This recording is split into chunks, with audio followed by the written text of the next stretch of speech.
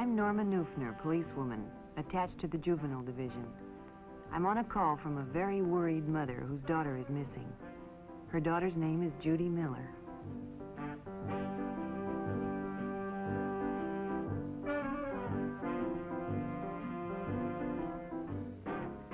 Judy enjoyed babysitting, but there weren't enough jobs among the people she knew, so she decided to advertise at the supermarket for extra work.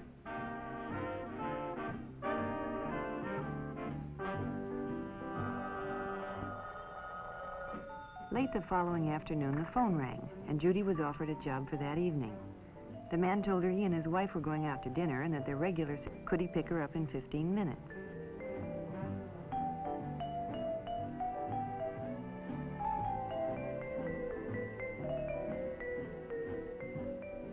Judy's mother hadn't returned when it was time to go, so she left a message by the telephone.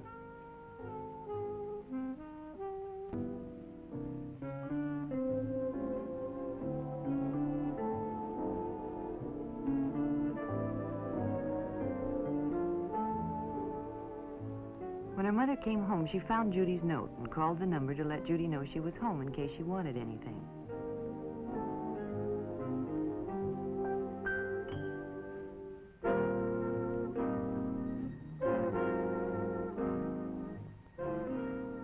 A woman answered, but she didn't know anything about Judy and told Mrs. Miller she must have the wrong number.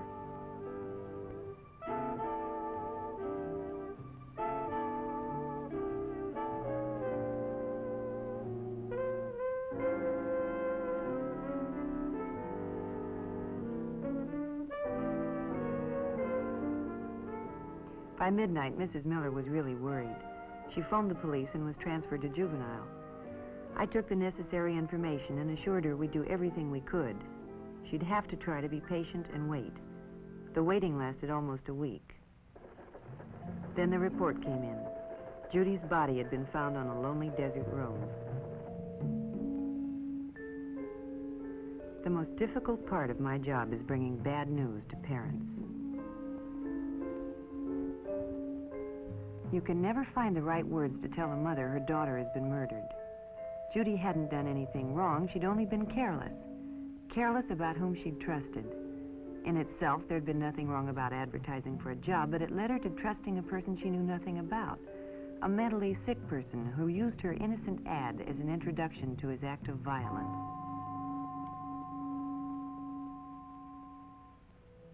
Being safe is often no more than applying good judgment in everyday life. One night while Barbara was babysitting, the doorbell rang. She didn't open the door, but called and asked who it was. A stranger said his car had broken down and could he use the phone. Barbara was very polite, but she told him she was babysitting and expecting a call from her parents. However, she was sure the next-door neighbors were home and perhaps he could use their phone. The stranger thanked her and left.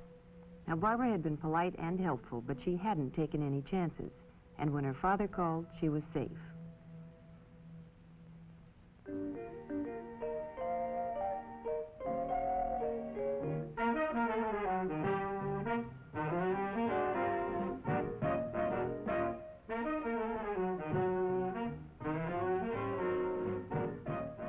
Friday night was movie time for Sally and Elizabeth. Their parents alternated weeks, taking them and picking them up. Friendships are easily made in a crowded theater, and when two older boys struck up a conversation and moved next to them, they were secretly pleased.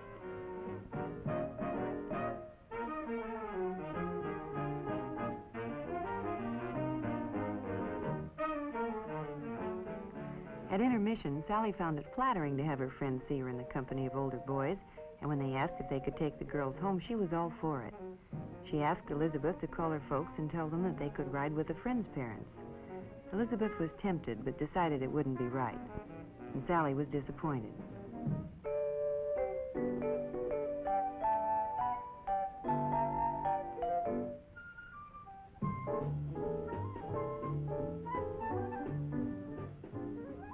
When the show was over and they were leaving, the boys suggested that if Elizabeth couldn't go with them, why didn't Sally come? Sally thought it was a great idea and asked Elizabeth to tell her folks that her parents had picked her up. Elizabeth didn't like the idea, but Sally insisted. So, Elizabeth left alone.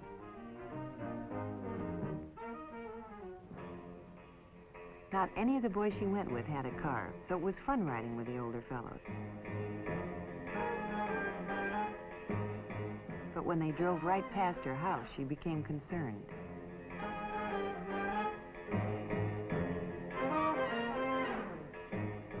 When they arrived at Lookout Peak, she was frightened. She tried to convince herself there was nothing to worry about, but when they parked off the road, she knew she had gotten herself into something she couldn't handle. At midnight, her parents became alarmed and called the Nelsons. Yes, Elizabeth was home. Hadn't they picked up Sally? No, over an hour ago. Well, of course she could talk to Elizabeth. Between guilty tears, Elizabeth told what had happened. Sally had been found, dazedly walking down the road from Lookout Peak. It was a night they'll long remember. In fact, Sally may never be able to forget it. Often seemingly innocent places can turn out to be just where wrong associations are made. Mary met Robert at just such a place. Robert frequented the malt shop in his spare time, which was considerable, as he'd finished high school and didn't work. Here he sought out the company of younger teenagers because he wasn't accepted by those of his own age group. Mary and her girlfriend could always be found at the malt shop after school.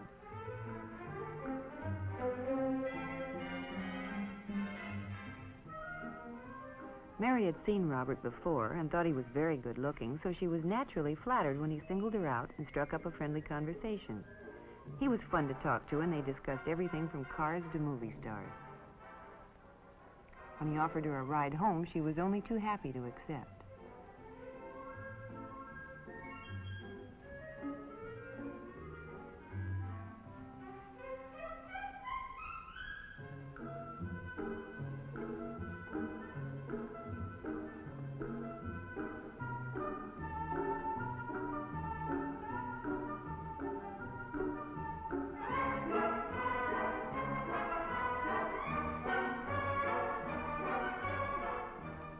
They drove around for a while and talked.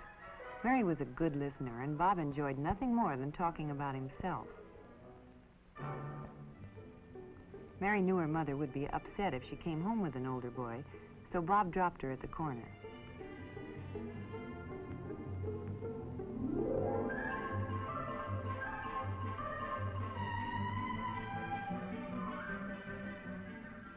After that, they saw a good deal of each other. At first, Bob was willing to see her at the malt shop, but as time went on, he became jealous of her friends and insisted on their spending more time alone.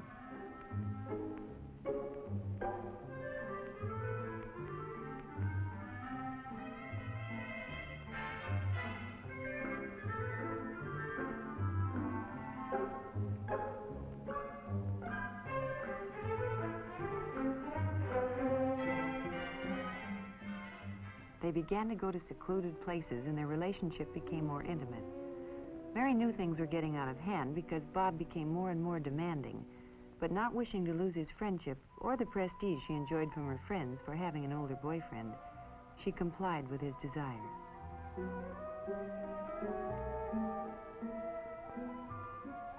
Then Mary found she was in trouble and had to tell her parents.